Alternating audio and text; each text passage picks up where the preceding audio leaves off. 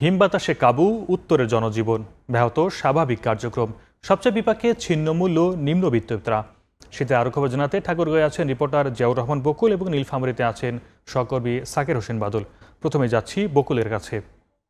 উত্তরের জেলাগুলোর মধ্যে ঠাকুরগাঁয়ে শীত আবারও জেঁকে বসেছে।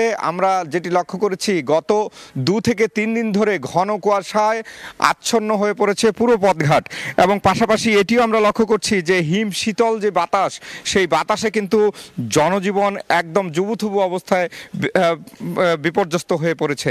পাশাপাশি যদি বলি যে ঠাকুরগাঁও জেলা শহরের যেই সড়ক, সেই সড়কেও কিন্তু এই ঝিরিঝিরি যেই বৃষ্টির মতো পানি পড়ছে এমন কিন্তু আমরা লক্ষ্য করছি। এবং স্বাভাবিক যেই সময়ে যানবাহন চলাচল করে, মানুষের যেই চলাচল, সেই চলাচল কিন্তু অনেকাংশেই ব্যাহত হচ্ছে। পাশাপাশি এটিও আমরা লক্ষ্য করেছি যে বেলা বাড়লেও দিনের বেলাতে হেডলাইট জ্বালিয়ে সড়কগুলোতে যানবাহন চলাচল করছে।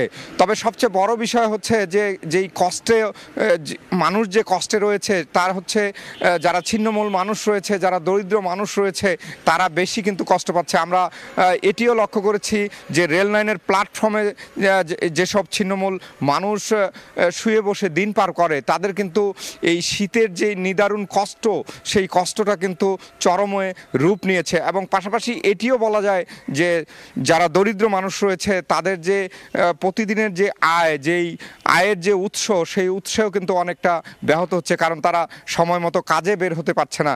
আবার অনেক ক্ষেত্রে আমরা এটিও লক্ষ্য করেছি যে গ্রামাঞ্চলের মানুষ যারা শহরে এসে যারা শ্রম দেয়, তাদের ক্ষেত্রেও কিন্তু লক্ষ্য করা গেছে যে তারা কাজ না পেয়ে অনেকাংশে ফিরে গেছে বাসায়, এমনটি কিন্তু আমাদেরকে বলছে। আমরা কথা বলেছিলাম জেলা প্রশাসকের সাথে যে এই অবস্থায় সাধারণ মানুষ যারা রয়েছে, গরিব মানুষ যারা রয়েছে, তাদের জন্য শীতবস্ত্র পর্যাপ্ত রয়েছে কিনা। তারা যে বিষয়টি বলছেন যে পর্যাপ্ত শীতবস্ত্র বিতরণ করা হচ্ছে, যে উপজেলার নির্বাহী কর্মকর্তাগণ রয়েছে তাদের মাধ্যমে, স্থানীয় যে জনপ্রতিনিধিরা রয়েছে তাদের মাধ্যমেও শীতবস্ত্র বিতরণ করা হচ্ছে। পাশাপাশি এটিও আমরা লক্ষ্য করছি যে স্বেচ্ছাসেবী সংগঠনগুলো যেগুলো রয়েছে, তারাও কিন্তু এই শীতবস্ত্র কম্বলের পাশাপাশি অনেক সময় লেপ বিতরণ করতে দেখা গেছে। যে উত্তরাঞ্চলে যেই শীত, সেই শীতে কিন্তু সাধারণত কম্বল কিন্তু সেই শীত কাটছে না, সেই কারণেই লেপ বিতরণ করতে দেখা গেছে। তো আমার কাছে ঠাকুরগাঁ থেকে শীতের পরিস্থিতি ছিল এতটুকুই। আমরা চলে যাব নীলফামারীতে, সেখানে রয়েছে সহকর্মী সাকির হোসেন বাদল। রংপুর বিভাগের 8টি জেলার মধ্যে অন্যতম শীত প্রধান এলাকা হচ্ছে নীলফামারী। এটি হিমালয়ের পাদদেশের একটি অঞ্চল, ফলে বরাবরই এখানে শীতের প্রকোপ বেশি থাকে। গত কয়েকদিন ধরে হঠাৎ করেই আবার নীলফামারীতে শীতের প্রকোপ বৃদ্ধি পেয়েছে। যেটি কয়েকদিন আগেও এখানে সর্বনিম্ন তাপমাত্রা 17 থেকে 18-র মধ্যে ওঠানামা করছিল, সেটি এখন গত 2 দিন থেকে এটি 11 থেকে 12-র মধ্যে ওঠানামা করছে। গতকাল সারাদিন নীলফামারীর কোনো জায়গায় সূর্যের মুখ দেখা যায় নাই। অন্ধকারে ঢাকা ছিল পুরো এলাকা। আপনারা দেখছেন যে এই মুহূর্তেও এখানে কুয়াশার প্রকোপ আছে, কিন্তু সেটি মাঝারি আকারের হলেও টিপ আকারে কিন্তু বৃষ্টি পড়ছে এই মুহূর্তে।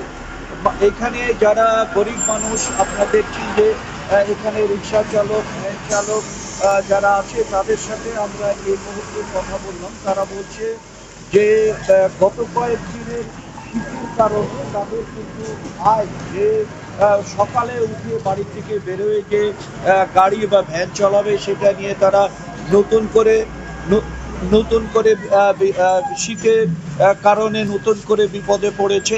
এছাড়াও কৃষিজীবী এখন জমিতে আলু এবং ধানের লাগানোর সময়, এই সময় কৃষকরাও এই কয়েকদিন ধরে অতিরিক্ত শীতের কারণে, কনকনো হাড় কাঁপানো শীত, তার উপরে ঝিরিঝিরি বৃষ্টি শীতের প্রচণ্ডতাকে বৃদ্ধি করে দিয়েছে।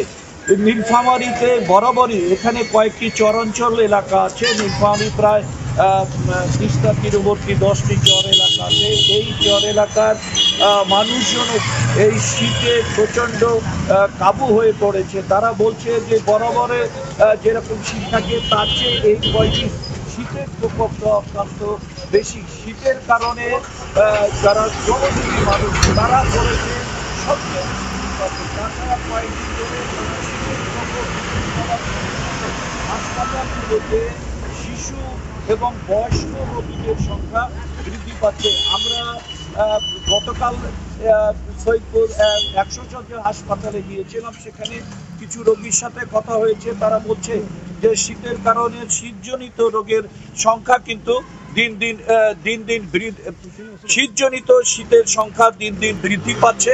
এই কারণে মানুষ রোগের শীতজনিত রোগের সংখ্যা বৃদ্ধি পায়। ডাক্তাররাও তারা বিভিন্ন পরামর্শ দিচ্ছেন যে শীতে তারা যেন বাচ্চাদেরকে গরম কাপড় পরিয়ে রাখে, প্রয়োজনে বয়স্ক লোকদের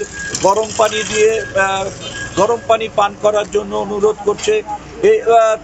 টোটাল সবকিছু মিলিয়ে নীলফামারীতে শীতের তীব্রতা এত বেশি আকার ধারণ করেছে যে শ্রমজীবী মানুষ সহ নিম্ন আয়ের মানুষরা বিপদে পড়েছিল। এই ছিল আমার কাছে নীলফামারী থেকে শীত নিয়ে সর্বশেষ। শীতের খবর জানাচ্ছিলেন নীলফামারী থেকে সহকর্মী শাকির হোসেন বাদল। এর আগে ঠাকুরগাঁও থেকে যোগ দিয়েছিলেন জিয়াউর রহমান বকুল।